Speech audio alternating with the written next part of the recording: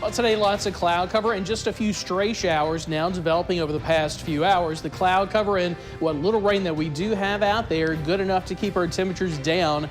We've been actually in the 80s for most of the day. We've just made it up to 90 degrees. That's the high so far, but of course the high humidity pushes the heat index up to about 96. This evening, partly cloudy, 80s, and then dropping into the 70s overnight. Got your forecast for the 4th of July and the holiday weekend. It's coming up in 8 minutes. WJTV 12 at 4 starts now. First at 4 days after a missing pregnant woman is found dead, the community rallies around her family as they try to cope with this tragic loss.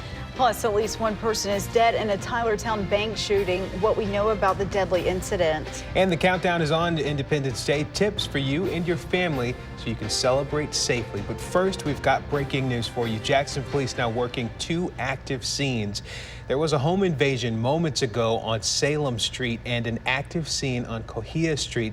Now, at the same time, we've learned that a man has been shot in the leg on Cohia Street. This is a live look at the scene. We know both scenes are active, and we are working to find out the status of the victims' injuries. We have a reporter at both locations, and we will be bringing you those developments as soon as they are available. Bond is denied for the man accused of killing a woman and her unborn child just 1 day before that woman was set to deliver. Thank you for joining us. I'm Terrence Friday. And I'm Jade Biloxa. WJTV 12's Katie Rowe was in Holmes County with reaction from the community. This tragedy has become the talk of the town. Now, I spoke with people throughout this area, and they tell me their hearts go out to the family. Terrence Sample is accused of killing 21-year-old Michaela Winston and her unborn child. He was denied bond Wednesday morning by a special appointed judge in Yazoo County. Sample is charged with 2 counts of murder, 1 count of kidnapping. Authorities found Winston's body Monday on a deserted road in rural Holmes County, days after her family reported her missing. It just made me feel bad. I have 3 or 4 kids myself, and to hear that, it just hurt me to my heart. There is a possibility his charges could be upgraded once the autopsy comes back. And the family tells us the baby's due date would have been Thursday. In Holmes County, Katie Rowe, WJTV 12. Jackson police are investigating 2 home invasions that happened just days apart, and now they need your help finding the suspects in both of those crimes. The latest happened on Queens Road Avenue last night around 7:30. Police say a man went inside a woman's house and assaulted her. The victim fired her gun, but police do not believe she hit the suspect. Authorities say the man stole the victim's gun before leaving the scene. A neighbor says he is hoping that the victim is doing okay. It's, bad because this is a nice neighborhood here. I like it. Well, I tell you, I hate, it's happening, 3 days ago, another home invasion happened on Ridgeway Street. 1 woman was shot and a second was assaulted. Police do not believe that the 2 home invasions are related. However, if you have any information that can help with those investigations, they want to hear from you. You can also call Crime Stoppers, the number there on your screen. Keep in mind, your anonymous tip could lead to an arrest, and that could have you eligible for a cash reward. In Macomb, police are searching for a shooting suspect. They believe Anthony Butler Jr. was involved in a shooting on June 28th in the Community Parks Apartments. That shooting left 1 person in the hospital. Butler is considered armed and dangerous. If you have any information on his whereabouts, you're asked to call Macomb Police. In Tylertown, at least 1 person is dead, another injured in a bank shooting. It happened around noon at Citizens Bank. The Walthall County Sheriff also confirms that 1 more person was injured in that shooting. And back here in Jackson, police have made a second arrest in a murder case. 18-year-old John McCray IV is charged with accessory after the fact to murder. He was allegedly involved in the death of Dwayne Fortner. Fortner's body was found behind an empty house in Bolton earlier this year. McCray is still in custody and is waiting for his initial appearance in court.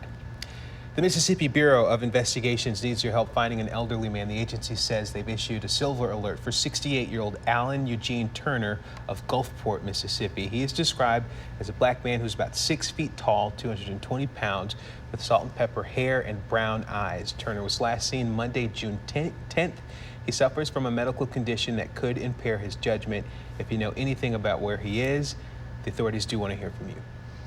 Well, get ready to sing happy birthday to America. Tomorrow is Independence Day. MHP's holiday enforcement period is underway and lasts until tomorrow at midnight. Extra troopers will be out on assigned patrols and checkpoints throughout the state to promote driver safety. Mississippians are urged to drive with caution and be aware of their surroundings. Remember to always buckle up, slow down, and don't text and drive.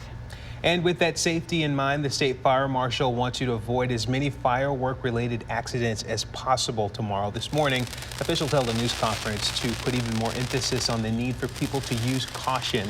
Sparklers, for example, can lead to a lot of injuries. Keep in mind, they can get up to 2,000 degrees and lead to some serious third-degree burns.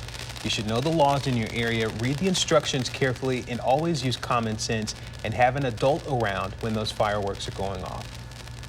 We don't want vehicles getting messed up. We don't want the people getting burned. So we make sure that that is the proper distance. And again, that they're not there shooting anything that they've not been approved by us to shoot. Leaders say it's a good idea to have water handy when setting those fireworks off, just in case. You can fill a bucket or even have a hose nearby. Just make sure you have some water. Now here's a look at what's trending on WJTV.com.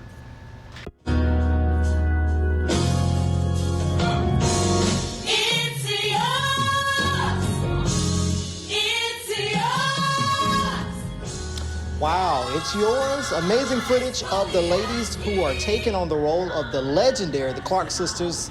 This is a new movie telling their story, set to release sometime next year. There's a lot of excitement for this movie, and it tells their story from their humble beginnings in Detroit, where they had to overcome many challenges. Now they're the highest selling female gospel group in history. Kiara Sheard will portray her mother, Karen Clark Sheard.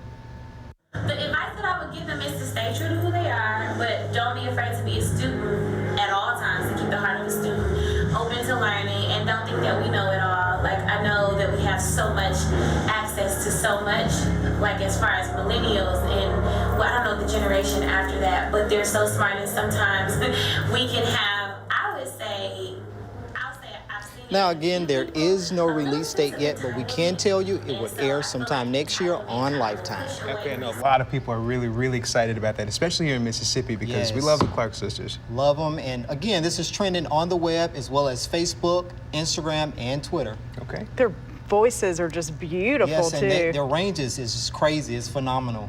And that was awesome that Kiara was able to sit down with us and talk about that movie in that exclusive interview in its entirety on the website. And my favorite, exclusive. Yeah, can you talk about some of the things that she talked to us about? Yeah, so just being persistent with your goals, reaching those goals, but not only reaching them, but setting goal markers to help you reach the ultimate goal. And then, of course, being able to portray her mom on this movie that's getting ready to come out is mind-blowing. Most people did not realize that she had to audition for her mom's piece. Wow. Most people thought that she was just going to get it, so. Very inspiring. Can't wait to see the story to its entirety on our website, WJTV.com. Yes, Thank you so much, now. Marcus. Thank you.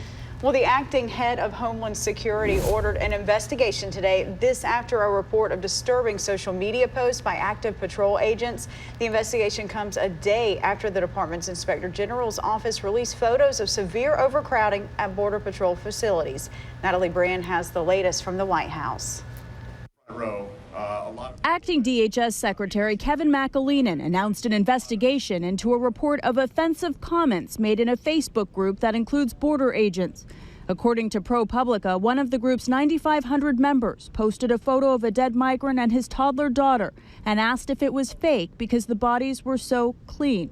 In a tweet Wednesday, McAleenan called the social media activity disturbing and inexcusable. House Oversight Committee Chairman Elijah Cummings has called McAleenan to testify next week about the Facebook group and the department's Inspector General report about dangerous overcrowding inside border detention facilities. One image shows 71 migrant men held in a cell designed to hold just 41 women.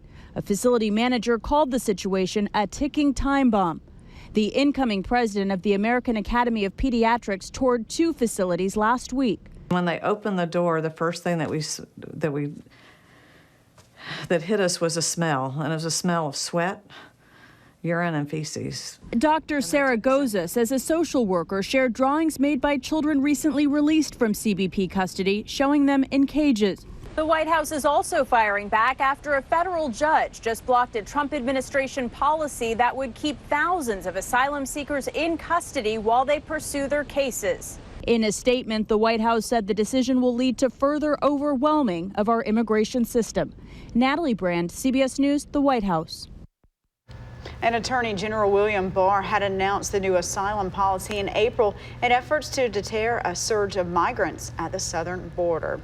Turning it over now to Chief Meteorologist Ken South. All right, we do have a few isolated storms out there, but still nothing close to the metro. So like the past couple of days, I think it's going to be a slow cool down for us, still in the 80s at 9 o'clock tonight under partly cloudy skies. I've got your 4th of July forecast. It's coming up after the break.